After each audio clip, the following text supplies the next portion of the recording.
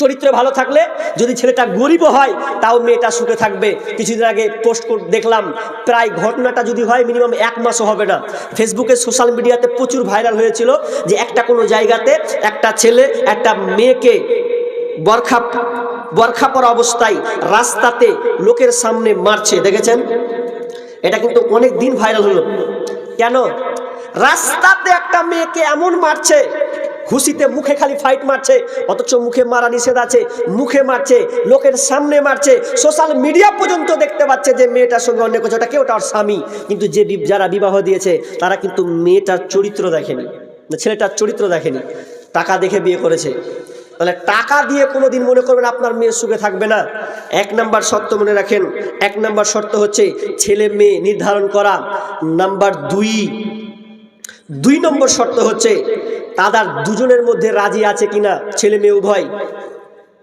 মেয়ে উভয় এতে সম্মতি আছে কিনা, দুজনেই ঠিক আছে কিনা, এটা দেখতে হবে। এটা খুব গুরুত্বপূর্ণ আপনাকে বলছি। কেন? আল্লাহ রাসূল নিজে বলছেন, লা তুনকাহু সাইয়্যিবু হাত্তা তুস্তামার ওয়ালাল বিকরু ইল্লা বিইذনিহা। আল্লাহ রাসূল বলছেন, তোমরা যখন তালাক প্রাপ্তা কিংবা ছাড়া কোনো মেয়েকে, তালাক প্রাপ্তা কিংবা আপনার স্বামী মারা গেছে, এইরকম আপনার কি নাম মেয়ে যদি হয়, আর ওই মেয়েটা যদি তুমি বিবাহ দিতে চাও, তাহলে মেয়েটার কাছে অনুমতি নাও।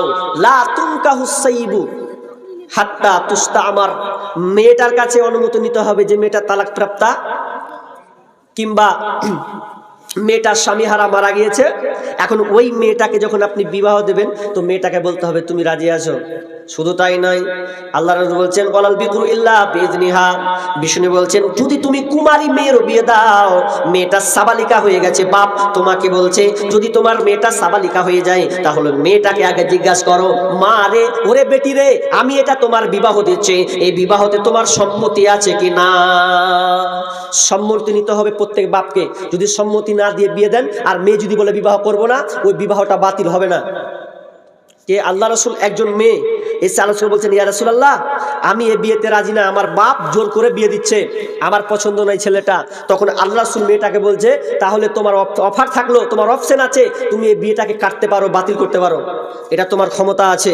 তার মানে হাদিস থেকে বোঝা গেল যে মেয়েটা যদি অসম্মতি দেয়, যদি রাজি না থাকে, তাহলে ওই বিয়েটা হবে না। মাথায় রাখবেন। কেন? কুমারী মেয়ে তো, সাবালিকা মেয়ে, মেয়েকে সম্মতি আপনাকে নিতে হবে। কেন নিতে হবে জানেন? মেয়েটাকে জানবেন, না জানলে আপনার মুখে চুলকানি দিয়ে দেবে। বুঝতে পারেননি কথা? ফারাক্কার সাইডে একটা বিবাহ হয়েছে, ওখানে একটা বিয়ে হয়েছে সাইডে, বৈষ্ণবনগর তার ভেতরের দিকে একটা বিবাহ হয়েছে, একটা মেয়ের বিবাহ। তো মেয়েটা যখন বিবাহ হয়েছে, তো আগে থেকে মেয়েটাকে এক ছেলেকে ভালোবাসতো, আগে থেকে ভালোবাসো। তো এর বাপ মা আর ই পাগলি কিন্তু বলেনি, সম্মতি লাইনি, জোর করে একটা ভালো ছেলে পেয়েছে, হয়তো পয়সাওয়ালা, বিয়েটা দিয়ে দিয়েছে। কিন্তু এই ছেলেটা কিন্তু ভালোবাসে মেয়েটাকে, আর বলতে যায়নি। তখন করলো কি যে না, আমার সঙ্গে তো বিয়ে দেয় না, বলতে যাব মার জুতা খাবো, তো কি করি। এবার দেখেন, মেয়ে কিন্তু, বাপ কিন্তু মেয়ের কাছে কোনো সম্মতি কোনো কিছু নেয়নি, মানে ভয়ে তাড়াতাড়ি করে দেখে, পয়সাওয়ালা দেখে বিয়েটা দিয়ে দিয়েছে। সমাধান কি হলো? বিয়েটা টিকলো না। যেই মেয়েটা বাপ বিয়ে দিল না জানিয়ে, তারপরের দিন 5 দিন 7 দিন হলো না, শ্বশুর বাড়িতে যখন গেছে, ফাঁকতালে খবর পেয়ে প্রেমিকের নাম্বার নিয়ে বলছে থাকবো না, নিয়ে চলো হুদাও। বর এসে দেখছে বহু নেই, পালিয়ে গেছে। এটা কেন হলো? আপনাকে বাপকে সম্মতি নিতে হবে যে আমার মেয়েটা এতে আছে কিনা। আল্লাহর সাহাবীরা বললেন, মেয়েটা যে অনুমতি দিবে এটা কেমন করে বুঝবো? বিষ্ণু বলছে ক্বালা আনতাসকুতা, যদি মেয়েটা নিশ্চুপ নীরবতা পালন করে, তার মুখের খারাপ ভেদ যদি তুমি দেখতে না পাও। অন্য হাদিসে আছে যদি মেয়েটা কান্না শুরু করে দেয়, যদি কানে এমন ভাবে, তাহলে তুমি বিয়েটাকে আটকে দাও, বিয়েটা আর তুমি দিও না। তাহলে 2 নম্বর শর্ত কি বললাম? সম্মতি থাকতে হবে, যে ওরা রাজি আছে কিনা। আর গার্জেনকে বললো তোমরা সম্মতি থাকবে, তুমি জেনে নাও মেয়েটার কাছে। যদি না জানো, মেয়ে যদি বলে যে আমি বিয়ে করব না, আপনি যতই বাপ হন, হবে না, ওই বিয়েটা বাতিল। নাম্বার 3, আমি ছট করে বলছি। নাম্বার 3 নম্বর, আমি 4 শর্ত কয়টা বলেছিলাম ভাই, মনে আছে? 4টা লোক তো 11:30টার পরে 10টার পর বক্তব্য শুনে না, পালিয়ে যায়। আমার সব গবেষণা করা আছে।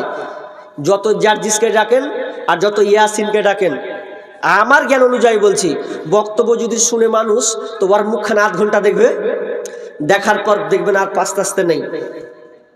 এক জায়গায় বক্তব্য, আমি তো বিহার কাটিয়ারে কম লিছি, ওই আসলে দেখলি না কোনো জায়গায়। তো দেখি জার্জিস যখন উঠে কিনা, তো উঠবে তখন একদম লোকে গিরিজ করবে, গোটা মাঠকে ফিল, হাজার হাজার লোক। আধ ঘন্টা হবে, আপনি আধ ঘন্টা খালি করে ঘুরে তাকাবেন, কেউ নেই, সব যে ফাঁকা, হ্যাঁ এরকম মনে হবে।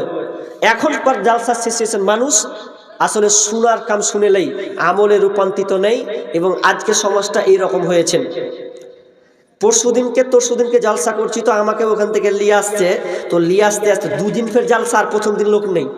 খানিকটি দিলাম কমিটিকে, জীবনে 2 দিন জালসা করবি না, করবি তো 1 দিন কর, লোক দেখানো জালসা করতে হবে না। বললাম অনেক কিছু বললাম কমিটিকে, 15-10 মিনিট যা পারলাম। দেখছি তো আসার সময় 10টা ছেলে বসে আছে, 2খানটা টোটোওয়ালা, অটো কি বলে টোটো, তো টুকটুকি বলি যা বলি, তো বসে আছে, তো বসে 10 জন মানে বেড়ি খাচ্ছে, আর সাইডে প্রোগ্রাম হচ্ছে। তোর কপালে জুতা লয়, একটা আলেম বক্তব্য দেবে আর তুমি সাইডে বসে 20 জন চুরুক চুরুক করে বেরিয়ে টানবা, তো তোমার মতো নির্লজ্জ বেহায়া পৃথিবীতে নাই। জালসা দিয়েছো কেন?